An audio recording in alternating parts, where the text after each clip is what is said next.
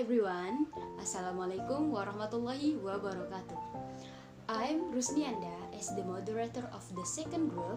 So in this video we will discuss about grammar translation method. For that, let me introduce my team first. The first is Khairunisa Erwina. She will talk about the history. The second is Fitri Amanda. She will talk about the principles of this method. The third is Ihsanul Hakim. He will talk about the advantages. And the fourth is me will talk about disadvantages. And the fifth is Miftah Prativi. She will talk about the example of this method. Alright, without wasting the time, let's check it out. Assalamualaikum warahmatullahi wabarakatuh. I'm Khairunisa Erwina Hasibuan. As the first speaker, will tell you about the history of grammar translation method. Alright, grammar translation method is an old method that used to teach the dead language, which explain why it focused mainly on the written form at the expense of the oral form. It's the oldest method, or also known as the classical method. Then, grammar translation method began in Prussia at the end of 18th century with publication of a French course book and English course book for the secondary school pupils that authored by Johann Valentin Meidinger and Johann Christian Fick.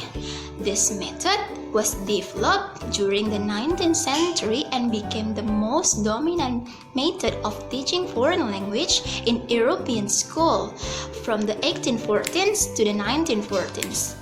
And finally, in the early 20s, this method became a purpose to help students read and appreciate in foreign language literature because it contained the mental discipline was essential for strengthening the powers of mind. Thank you, that's enough for me. Well, I am Fitri Amanda. I will explain about the principle of grammar translation method. Like we have discussed last week, there are principle of grammar translation method.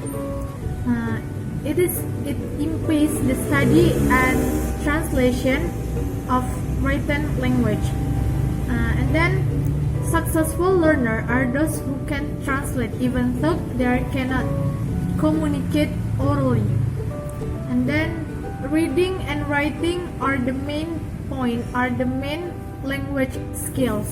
Focus reading, writing, and memorizing vocabulary. The memorizing provides good mental exercise. The translation process show that they understand or not, they understand the material or not. They don't think a lot about the whole aspect of literature itself, the theme itself, and the characterization itself.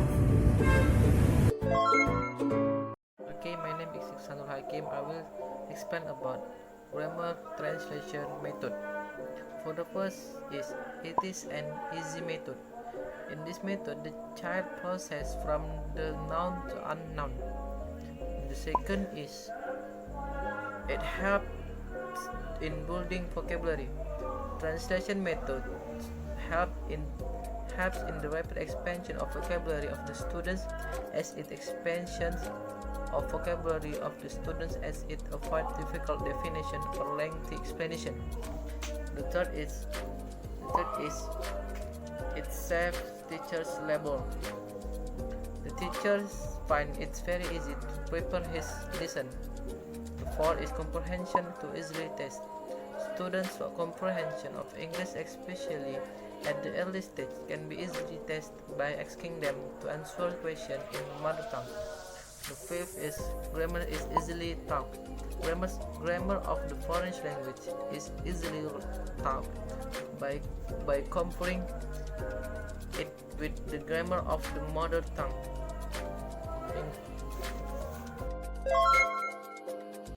Now we are discussing about the disadvantages of grammar translation method. The first is the GTM puts attention too much on writing and reading. we have to know that it neglects on listening and speaking. Actually, there are 4 skills that we have to master in English. But in this method, we cannot ensure that by mastering a large number of grammatical rules, it can make the students good at communication situation for real in the target language. Second, no oral activities take place in the classroom because the only one who speaks in this method is just the teacher. The third, in GTM, it teaches English by rules, not by use. So, the students will be hard to translate one word in a large discussion or in a large point of view. Alright, the last reason, this method doesn't involve the student's mentality because this method is taking the big role of the teacher. So, the students will be the passive learner and not the active learner. Well, the next explanation is about the example of grammar translation method. I'm Mr. Prativi. Here I will explain about it. The activities that we can make, the first is we can ask the student to take 5 vocabulary from their favorite song and then translate it in English. The second is if you are teaching a particular lesson in grammar, ask the student to memorize the rule and then they should give their own sentence as samples. And the next activities, ask the student to take down the conversation of their friends in their native language and then translate it in English.